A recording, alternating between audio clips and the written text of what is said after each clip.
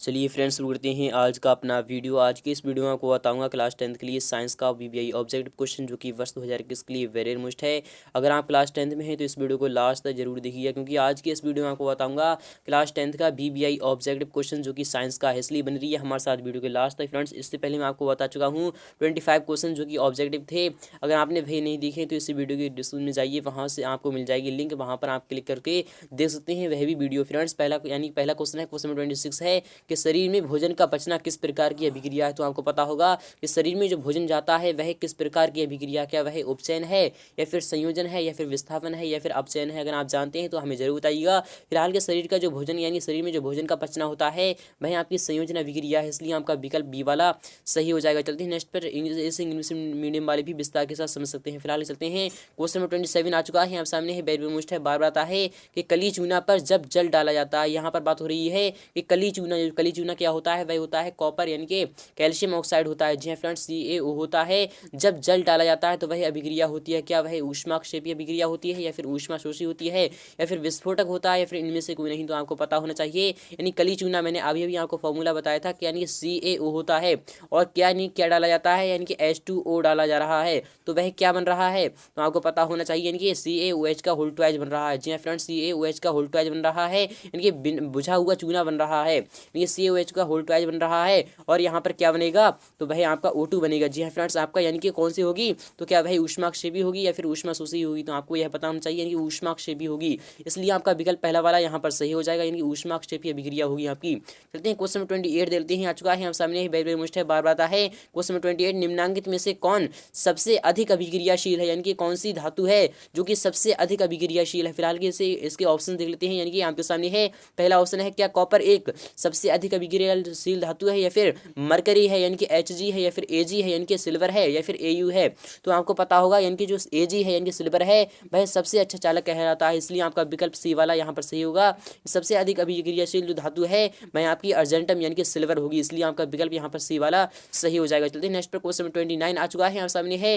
Very मुश्त है, बार बार आता है कि चूना जल का रासायनिक सूत्र होगा। तो आपको पता होना चाहिए, मैंने अभी अभी आपको बताया है कि चूना जल का जो रासायनिक सूत्र होता है वह क्या होता है, यानी चूना जल। यहाँ पर बात हो रही है चूना जल। अगर यहाँ पर केवल चूना होता तो हम यानी कैल्शियम ऑक्साइड कह सकते थे, लेकिन यहाँ पर चूना जल की बात हो रही है, यानी कि बुझा हुआ चूना का क्या होता है तो CaOH का होल ट्वाइस होता है। जी हाँ फ्रेंड्स, CaOH का होल ट्वाइस होता है, इसलिए आपका विकल्प यहाँ पर डी वाला सही हो जाएगा। ना ही कैल्शियम क्लोराइड होगा, ना ही व्यंजक चूर्ण होगा, बल्कि आपका ऑप्शन नंबर यहाँ पर डी वाला सही हो जाएगा। यहाँ पर चीज खाली चूना की बात होती तो आपका कॉपर यानी कि कैल्शियम ऑक्साइड आ जाता, बट यहाँ पर चूना जल की बात हो रही है, इसलिए आपका CaOH का होल ट्वाइस होगा। चलते हैं नेक्स्ट पर। क्वेश्चन नंबर 20 यानी 30 दे लेते हैं। आ चुका है यहाँ सामने वेरी मुश्त है, बार बार आता है कि कोई विलयन लाल लिटमस को नीला कर देता है, यानी कि विलयन का जो pH मान है वह कितना होगा, क्या वह 11 होगा या फिर 10 होगा या फिर 5 होगा या फिर A और B दोनों होंगे। तो आपको पता होगा यानी कि जो अम्ल होते हैं वह नीले को लाल कर देते हैं और जो क्षार होते हैं वह लाल को नीले कर देते हैं। तो आपका ऑप्शन नंबर यहाँ पर डी वाला सही हो जाएगा, यानी कि जो विलयन होगा वह उसका मान होगा A और B दोनों होगा, यानी कि उसका 11 भी हो सकता है और 10 भी हो सकता है, इसलिए आपका विकल्प यहाँ पर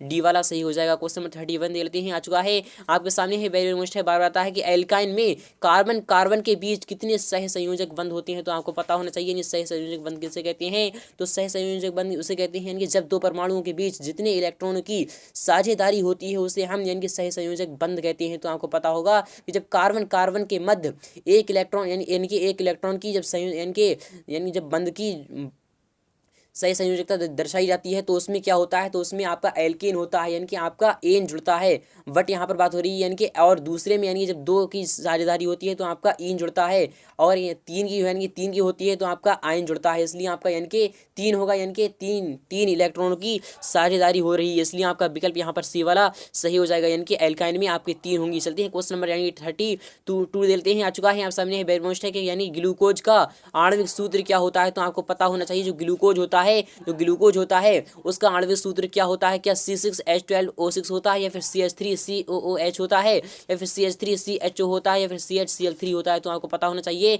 जो ग्लूकोज होता है उसका आणविक सूत्र होता है आपका C6H12O6। जी हाँ फ्रेंड्स, आपका ऑप्शन नंबर फर्स्ट वाला यहाँ पर सही हो जाएगा। क्वेश्चन नंबर 33 लेते हैं। आ चुका है यहाँ सामने वेरी मुश्त है, ये उच्च वसीय अम्लों के सोडियम लवण कहलाते हैं। यहाँ पर बात हो रही है कि उच्च वसीय अम्लों के यानी कि उच्च वसीय अम्लों के जो सोडियम लवण होते हैं क्या कहलाते हैं। तो आपने सुना होगा और आपको पता भी होगा, आपने पढ़ा भी होगा, उच्च बसीय अम्लों के जो सोडियम लवण होते हैं या फिर पोटेशियम लवण होते हैं वही आपके साबुन कहलाते हैं। जी हाँ फ्रेंड्स, साबुन कहलाते हैं। तभी तो साबुन का जो सूत्र होता है वही होता है C17H35। और आपका क्या होता है, तो यानी कि ये जोड़ दीजिए आपका सी यानी कि COO, यानी कि यहाँ पर यानी कि सोडियम की बात हो रही है तो आपका Na आ जाएगा, यानी कि यह आपका फॉर्मूला हो जाएगा। और Na हटाकर आप के भी जोड़ सकते हैं, वह यहाँ आपका पोटेशियम लवण कहलाते हैं, इसलिए आपका विकल्प पहला वाला यहाँ पर सही हो जाएगा। चलते हैं क्वेश्चन नंबर 34 लेते हैं। आ चुका है हम सामने है बैरियर मोस्ट है, बार आता है, यानी कि यह है कि CHO अभिक्रियाशील मूलक को कहते हैं। जो CHO होता है उस अभिक्रियाशील मूलक को यानी कि क्रियात्मक समूह को क्या कहते हैं, क्या एल्डिहाइड कहते हैं या फिर एल्कोहल कहते हैं या फिर आपका कीटोन कहते हैं या फिर इनमें से कोई नहीं, तो आपको पता होगा ये एल्डिहाइड कहते हैं। जी हाँ फ्रेंड्स, एल्डिहाइड कहते हैं, इसलिए आपका विकल्प पहला वाला यहाँ पर सही हो जाएगा। क्वेश्चन नंबर 35 दे लेते हैं। आ चुका है आपके सामने है बैरियर मोस्ट है, बार आता है कि आवर्त सारणी के किसी आवर्त में बाएं से दाएं पर यानी कि बाएं से दाएं जाने पर तत्वों की परमाणु त्रिज्या घटती है, पहले घटती है और पुनः बढ़ती है या फिर अपरिवर्तित रहती है या फिर बढ़ती है। तो यहाँ पर बात हो रही है कि किसी आवर्त में बाएं से दाएं जाने पर तत्वों की जो परमाणु त्रिज्या होती है वह क्या बढ़ती है या फिर घटती है, तो आपका ऑप्शन नंबर यहाँ पर डी वाला सही हो जाएगा, यानी कि बढ़ती जाती है, इसलिए आपका विकल्प डी वाला सही हो जाएगा।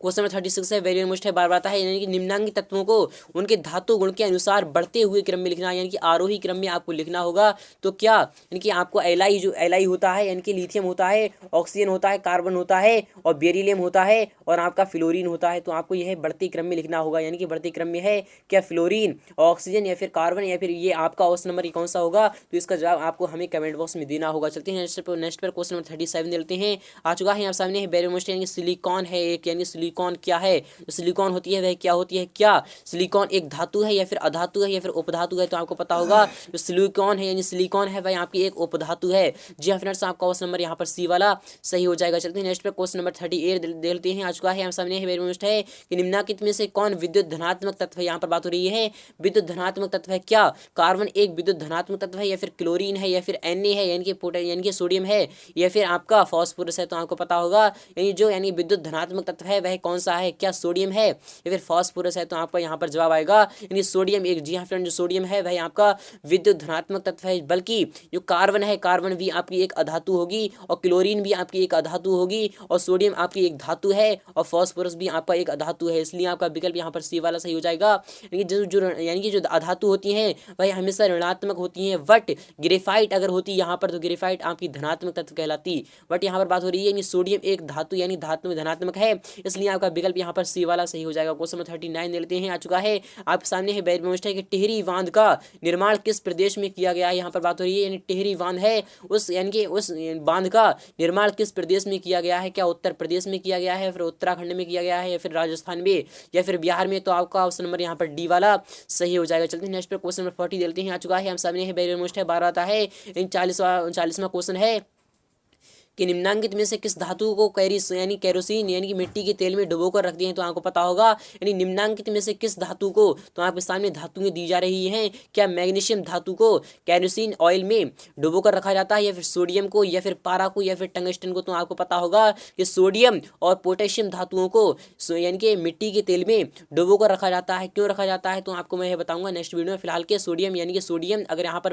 पोटेशियम होता तो हम पोटेशियम भी लगा सकते थे, फिलहाल का आपका क्वेश्चन नंबर यहाँ पर बी वाला सही हो जाएगा। क्वेश्चन नंबर 41 लेते हैं। आ चुका है हम सामने है बैरियर मोस्ट है यानी कि यहाँ पर बात हो रही है कि अपवार्जक यानी कि अपमार्जक से बनाए जाते हैं, क्या सर्फ एक्सेल बनाए जाते हैं या फिर शैम्पू या फिर इजी यानी कि इजी सर्फ, तो आपका यहाँ पर जवाब आएगा यानी कि उपरोक्त सभी। जी फ्रेंड्स, अपमार्जक जो होती हैं उनसे सर्फ एक्सेल भी बनाए जाते हैं, शैम्पू भी बनाए जाते हैं और इजी सर्फ भी बनाए जाते हैं, इसलिए आपका विकल्प यहाँ पर डी वाला सही हो जाएगा। क्वेश्चन नंबर 44 यानी 42 है। आ चुका है यहाँ सामने है कि सौर सेल में किसका उपयोग होता है, यहाँ पर बात हो रही है सौर सेल में किसका उपयोग होता है, क्या सौर सेल में प्लास्टिक का होता है या फिर सिलिकॉन का होता है या फिर यूरेनियम का होता है या फिर प्लूटोनियम का होता है, तो आपको इसका जवाब कमेंट बॉक्स में देना होगा। चलते हैं नेक्स्ट पे क्वेश्चन नंबर 43 लेते हैं।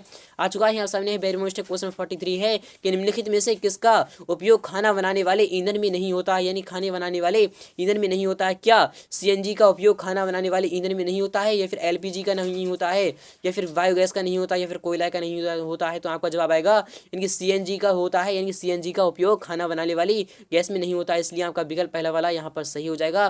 चलते हैं क्वेश्चन नंबर 44 देखते हैं, आ चुका है यहाँ सामने है, यानी 2CO यानी कि कॉपर है, कॉपर के 2 अणु हैं, ऑक्सीजन का यानी कि ऑक्सीजन के 2 परमाणु हैं, कि साथ जब अभिक्रिया देता है यानी कि जो अभिक्रिया होती है तो कॉपर ऑक्साइड बनता है, यानी कि 2 कॉपर ऑक्साइड के यानी कि अणु बनते हैं।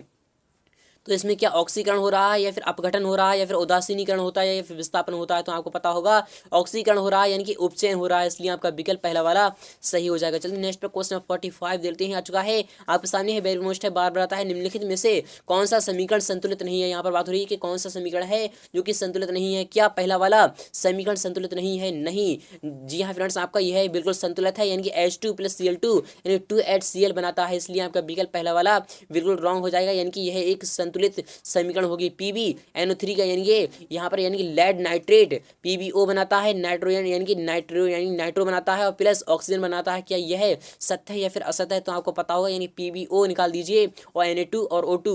जी हाँ फ्रेंड्स, आपका यह भी यानी कि सही होगा, 2H2 + O2 यानी कि क्या यह है 2H2O बनाता है। जी हाँ फ्रेंड्स, आपका यह भी सही है, तो आपका यहाँ पर जवाब कौन सा आना चाहिए? तो जवाब होगा आपका ऑप्शन नंबर बी, यानी कि यह आपका एक रॉन्ग होगा। चलते नेक्स्ट पर क्वेश्चन नंबर 46 देते हैं, आ चुका है हम सामने है, वेरी वेरी मोस्ट है, बार बार आता है क्वेश्चन 46 से, उदासीन विलयन का पीएच मान होता है। फ्रेंड, जो उदासीन विलयन होता है उसका पीएच मान कितना होता है? जो उदासीन विलयन होता है क्या उसका पीएच मान 7 होता है या फिर 8 होता है या फिर 6 होता है या फिर 14 होता है? तो आपको पता होगा उदासीन विलयन का जो पीएच मान होता है वह हमेशा 7 होता है, तभी तो जल का मान यानी जल को हम यानी उदासीन कहते हैं, यानी जल है तो जल यानी उदासीन विलयन है, इसलिए आपका विकल्प यानी कि जो जल का पीएच मान होता है वह 7 होता है, इसलिए आपका विकल्प पहला वाला यहाँ पर सही हो जाएगा। क्वेश्चन नंबर 47 है, आ चुका है आप सामने है, निम्नलिखित में से कौन दुर्बल अम्ल है? यहाँ पर बात हो रही है कि दुर्बल अम्ल है, क्या HNO3 एक दुर्बल अम्ल है या फिर HCl है या फिर CH3COH है या फिर H2SO4 है? यानी कि आपका नाइट्रोइक जो नाइट्रेट अम्ल है यानी नाइट्रोइक अम्ल है, क्या वह यानी कि क्या वह आपका क्या होगा? यानी कि वह एक दुर्बल अम्ल है? नहीं, यह आपका प्रबल अम्ल होगा, ये भी आपका प्रबल है, बट यहाँ पर CH3 यानी कि जो आपका एथेनोइक अम्ल है यानी कि एथेनोइक एसिड है वह आपका एक दुर्बल अम्ल है, इसलिए आपका विकल्प यहाँ पर सी वाला सही हो जाएगा। क्वेश्चन नंबर 48 है, आ चुका है यहाँ सामने, वेरी वेरी मुश्किल बार बार आता है कि क्रायोलोट यानी क्रायोलाइट एस्क है, क्या तांबा का है या फिर लोहा का है या फिर मैग्नीशियम का है या फिर एल्यूमिनियम का है? इसका जवाब आपको कमेंट बॉक्स में देना होगा। क्वेश्चन नंबर 49 है, आ चुका है यहाँ सामने, वेरी वेरी मुश्किल कि पोटेशियम की परमाणु संख्या होती है, ये फ्रेंड जो पोटेशियम होता है उसकी परमाणु संख्या कितनी होती है? क्या 17 होती है या फिर 18 होती है या फिर 19 होती है या फिर 20 होती है? तो आपको पता होगा जो पोटेशियम होता है उसकी आपकी यानी परमाणु संख्या होती है वह 19 होती है, इसलिए आपका विकल्प यहाँ पर सी वाला सही हो जाएगा। क्वेश्चन नंबर 50 है, वेरी वेरी मुश्किल है, बार बार था, यानी फॉर्मिक अम्ल का IUPAC नाम होता है। फॉर्मिक अम्ल का क्या मैथोनिक होता है, प्रोपियोनिक होता है, फिर एथेनोइक होता है या फिर इनमें से कोई नहीं? इसका जवाब आपको कमेंट बॉक्स में देना होगा। तो फ्रेंड्स उम्मीद करूंगा आपको वीडियो बहुत ही अच्छी लगी होगी, अगर वीडियो अच्छी लगी है तो वीडियो को लाइक करना, शेयर करना।